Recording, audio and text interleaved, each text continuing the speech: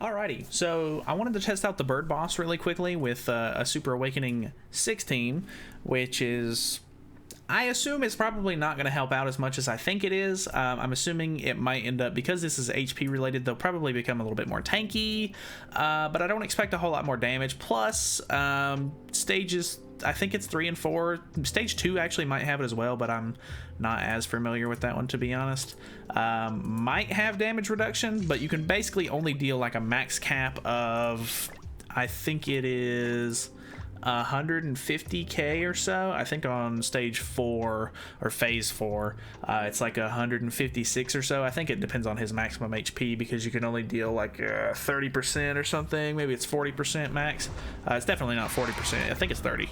So yeah, obviously you're not going to be able to absolutely just destroy him outright, which is fine, but I really don't like the fact that they basically locked the difficulty behind RNG. I think that's a really shitty play, if I'm being honest. Sorry about the curse word, but I don't know. Honestly, like, I like this game mode. I think that a whole lot of the difficulty and stuff, like the interesting passives and everything, is kind of fun to play around, and it gives you some really interesting options, and you know, you have to pick and choose what you want to do. But my biggest problem with it is just the fact that it's basically all RNG. Like, it's not necessarily about, you know, having the best units or this or that. It's about you pulling power strike cards, and if you do not do that, you literally lose, which is just not great game design in my opinion. I think I'm gonna keep those two separate, actually. Let's move that. I don't know. I just don't like that design choice, really. I think that was one of the biggest problems with Final Boss Escanor. Was a big one, where it was just basically like, yeah, he hit really hard, but the fact that like RNG would just absolutely like take over and destroy your run and stuff like that wasn't like, that's not the kind of difficulty people want to deal with, because RNG is something that you can't help. Like, you can't do anything about it, so, you know, why would you want to have to deal with something like that? We did get another detonate card, which is kind of interesting. I find that using Gother on the stage instead of Margaret is actually very, very, very good. I don't necessarily know that this kills, but I don't think it's going to be the worst thing in the world if we get ulted here. I think I'm just gonna waste this card right here. I hate to use all of these dairy cards, to be honest, because I'd like to save one of the dairy buffs for whenever we actually have the ultimate, so we can do some extra damage with the amplify. Oh, never mind, we're good to go. 337k. I know that he doesn't have the damage cap on that phase for sure. So yeah, we're actually going to lose the buffs right here, because the level 2 taunt is going to be over with, and the level 1 taunt is not going to proceed, right? Yeah. Correct. We did get another detonate card, which I'm not crazy about, really. I think we're gonna just waste this. Probably go ahead and throw this out to gain some extra ult gauge. And then I think we'll just merge these for the moment. The detonate cards are really, really nice with Brunhild for the early stages, but obviously in the late phase, you really just want power strike cards. Last time I did this with this specific team, finally, I did end up going into phase 4 with 3 gold power strike cards in hand, which was very, very helpful.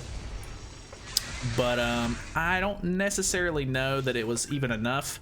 I definitely ended up drawing another one, and it helped me a little bit, and I was able to use a level 4 or a level 3 detonate card and actually hit a little bit. It wasn't much, but it was at least enough to put some damage on the board, so he didn't activate his passive where it puts corrosion on you. I think we're just going to clear some hand space here. And I could push phase. I think I'm gonna push phase. That might be stupid. Like, I feel like I'm underestimating this fight a lot, where I don't... Oh, I wasted that card. That feels even worse. I feel like I underestimate a lot of the like prep phase, but the problem with the prep phase is, you know, you want all of these power strike cards in your hand, but then they end up just clogging up your hand, and you can't end up doing, or like you can't get other cards that you need, such as, you know, Elizabeth heals or whatever the case may be. It's just a whole lot of, you know, bad design. I don't like it. Like, you only have so much hand space, and that's fine, like it is what it is, but the fact that you have to have one specific type of card is just, that's really dumb in my opinion. Not great. Alright, we're at a decent spot here. Unfortunately, we're gonna lose out on the buffs for the ultimate here, which is not great. We keep pulling detonate cards like it's nothing, but I don't need detonate cards. We got canceled either way. Good. That's fine. I kind of need some Elizabeth cards. We're just gonna throw that out. Actually, we're gonna throw that out. I'm gonna move these like this. Damage cap shouldn't kill here. I kind of hope I don't push face here. I really don't need to. I just want to get Brunhild's ultimate so that way I can get a little bit of healing just in case I don't pull the Elizabeth card. So that's a factor. We did pull one heal. I do have an upgrade as well. I'm really hoping that I can pull another power strike card. Like the one detonate card will be okay, but I'm not going to be able to use it at the beginning because obviously he's going to whatchamacallit, he's going to need some actual ultimate gauge build up before I can get the extra, you know, 20% going. So we're at full health. The bleed did a little bit more than I wanted there. This is going to be a really weird run. This is going to be all up to RNG on this one. So I think we're going to have to use that. Let's get these out of the hand. And I think we're just going to go ahead and use the ult. I kind of want to keep it, but at the same time, I want to keep that power strike card. I probably shouldn't have merged those. Shouldn't have merged those upgrades. We'll see how this goes. Of course, I got another detonate card, which is RNG for you.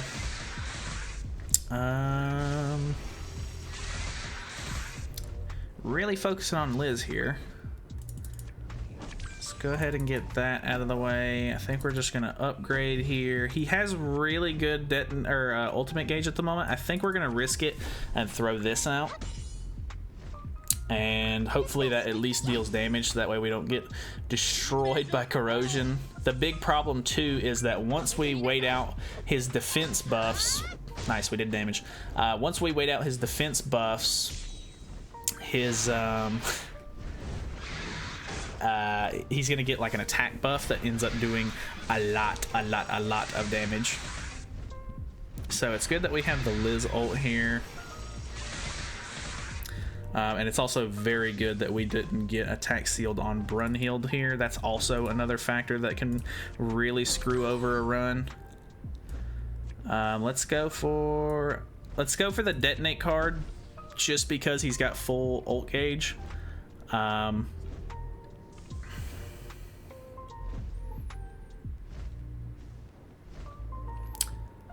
I kind of want to use the power strike card too. Let's not. Let's use this first. This is really coming down to the wire here. Boom, boom, boom. 49k. That's really not great. The ult might end up doing quite a bit to me here. Another detonate card, dude, and it merged. Why? So at this point, we're infected, so we cannot heal, which is quite a problem. Man. I don't think that that's gonna hit, but it might.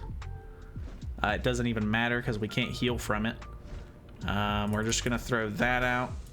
We're gonna throw the power strike card out because we really can't delay any longer. And I honestly think if we, I mean, we might be able to survive another turn, but the problem is we can't heal. So he's either going to keep targeting Liz and Derriere, and they're going to die, which leaves potential for him to attack seal Brunhild, which is a no-go. We literally cannot have that happen or we lose. So I can't remember which card it is that attacks seals. Disables attack seal. Which this is the red debuff card, and he does have it in hand, and he's using it very first thing. I don't want to chance it. I don't know if I should use. I think we're gonna use the. Let's upgrade on Brunhild first and just use 2 gold cards, because I think it's gonna do more than the Derriere card, honestly, with no buffs.